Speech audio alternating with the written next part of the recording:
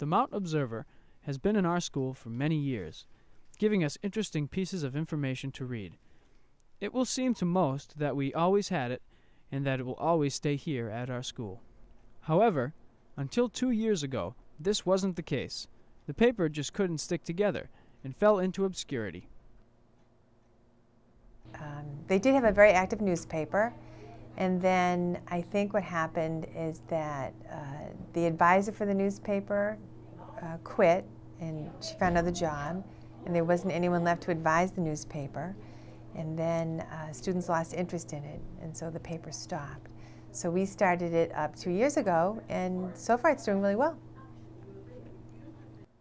Running a newspaper can be a tough task, requiring not just hard work, but also a lot of contribution, which was the leading cause to the incident the Observer had.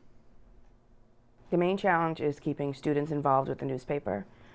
Without student involvement, there really is no newspaper. It's supposed to represent the students of the Mount and be a voice for those students. So I just struggle really hard, and the other staff do, on the newspaper to keep students involved. Ever since then, the Observer has been thinking of ways to keep support for the paper strong and see to it that they try to get as many people as they can to get involved. To get people more interested in the paper, we're trying to do things like contests or giveaways. We've done things like contest for an iPod we gave away, or maybe gas cards for the best poetry artwork. We also try to pick up on controversial topics that students will feel like they really have a voice and they want to write to the paper and get involved in that.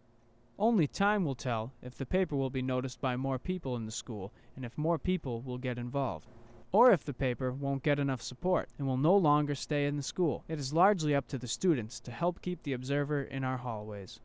I'm hoping with the paper that it will obviously continue to help the students here feel like they really truly have an independent voice on campus. I hope it continues to stay relevant, and most importantly, it's a monthly issue, and that makes it hard for students to feel involved and for the paper to stay current. So my hope in a perfect world is that people will really get involved and we can go up to a bi-weekly and hopefully eventually a weekly issue.